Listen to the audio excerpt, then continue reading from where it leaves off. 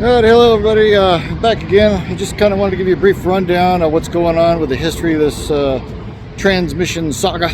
Our 8th transmission, $25,000, believe it or not. So I'm like, I don't even believe the story myself. So what I'm going to do is we're going to make a series of videos showing the mechanics and the receipts. And actually we are here in Team Ramco in Yuma, Arizona. And anyhow, so it all starts out, this story starts out in December of 23, right before Christmas. The transmission goes out in the van.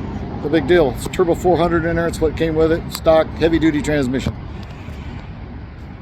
The guy in Glenwood Springs, Colorado, rebuilds it. $2,400, no problem. That lasted for a year and 2 weeks, and then so 2 weeks past the warranty period, and so we were back east. We're like 1,500 miles from where the mechanic is, but we're able to nurse it home. I had to put some non-slip stuff in there, and I nursed it back home. We got it back home. Fortunately, we didn't have to tow it. And so we get it back there, and he's like, "Okay, I'll throw you a bone. I'll do it for half price, so $1,200." I'm like, okay, but you know, in that area, Glenwood Springs, there's just not really any good transmission mechanics to choose from. So he does it, and oh boy, that was like February. I believe it was about May. It went out again. It was like May 25th. And he blamed it on the center bolt. You know, long story short, it started slipping again, and he fixed it again. And then on May 31st, for the last time, it slipped again. I took it back in. He's like, "That's it. I'm not doing it anymore." So we get a hold of a trailer, and we tow it up over it's called Loveland Pass. I know it's like Eisenhower Tunnel. It's over 11,000 feet. So with the trailer and the van, we're looking at about 12,000 pounds that our little Dodge 2500 has to pull this poor thing over there. But hey, our choice, you know, we had to go over there. I get it. So we get over there, and this guy, mechanic number 2 in Longmont, Colorado, he talks us into doing a what's called a 700R4. The 700R4 has no business being in this van. The 700R4, and here we are parked in the parking lot. We've been here for exactly a week. We got here on the 22nd of February. It is now March 1st, I think, Sunday, whatever, the first Sunday of March. So anyhow, he talks us into the 700R4 because it's got overdrive. It's great, first gear. Long story short, anyhow, on the way, within about, I think, like 90 miles, we make it to Frisco, Colorado, and we pull off. We're going to grab something to eat, and there's just fluid spewing everywhere. And it's like, I went ahead, I had to just go and fix it myself. I band-aided it, because to get it all the way back to Longmont would have just been, not cost effective. So I put a band-aid on it, got it kind of fixed. Anyhow, time goes on. We're just mainly working on the van. We're not driving it anywhere. We're just working on it, getting it ready to travel. And so we make a trip to, we were going to go to Southwest Colorado. And so we went to,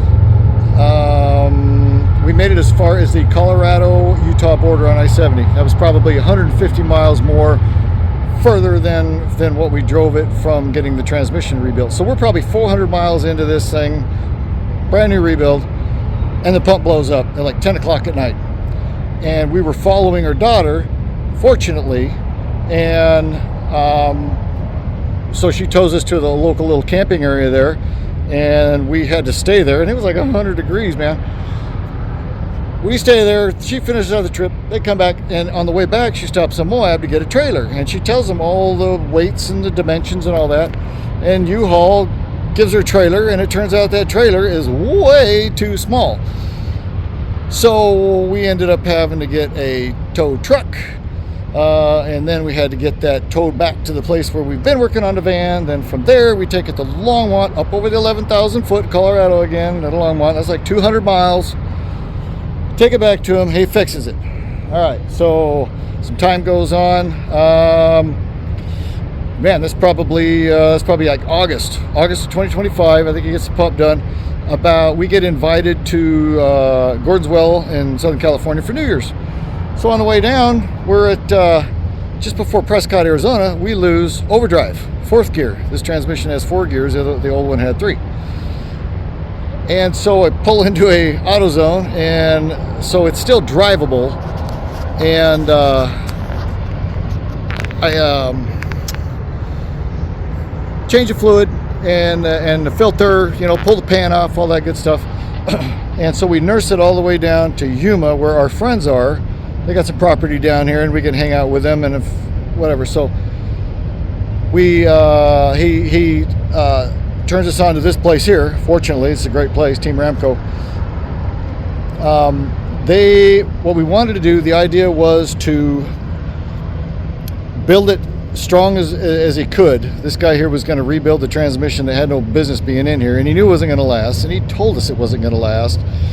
But he did a lot of things the other guy didn't that should have, and that'll come out later in the videos. He just basically gave us a stock transmission, and anyhow, so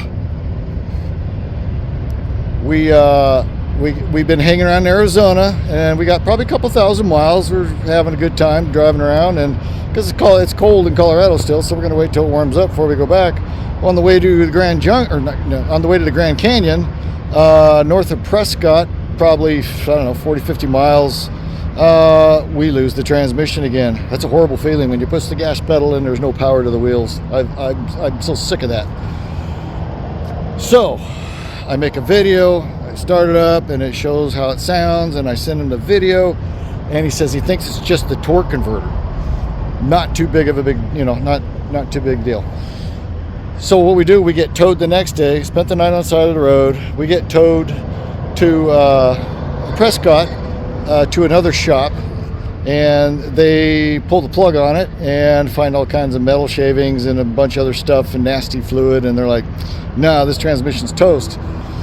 Now we still don't know yet because they haven't torn it out, but he believes it's just the torque converter. If they could have put a torque converter in there, we could have driven this thing here, which would have saved us $1,400. So the first tow to get to Prescott, that was like $350, $50, and then this is another $1,400 to get to here, and then now to rip this all out. And actually, when he rebuilt it the first time, right after the first of the year, that was $2,700, which was kind of a steal for what he did. And so now we got to rip it all out and do it all over again for the second time. But unfortunately, on this time, he's going to actually let me do the metal fab work, where the mounts are, the brackets and stuff are all, the way it mounts up is all totally different. So I'm going to cut out all the old stuff, and I'll weld in the new stuff. Being that I've been a metal guy since 1981, this is what I do. So yeah, this is going to be about another $8,000 though. And I just kind of want to let you all know that I'm going to be making videos. Once I get done with this is probably going to take a good week. We've already been here a week. And I'll start probably putting out like maybe one segment at a time, every incident. Who knows? I'm not sure how it's going to pan out, but I just want to let you know I am going to be showing the details. I'm going to show the recorded phone calls. I'm going to show the actual video of these mechanics. I'm going to show you the receipts of this nightmare that we have lived through. This is the van life from hell. So follow along.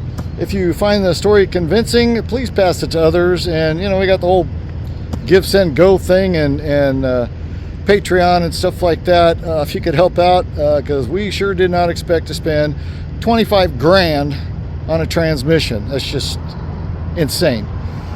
So I don't know, we'll catch you in the future. Hope to see you there. Later, bye.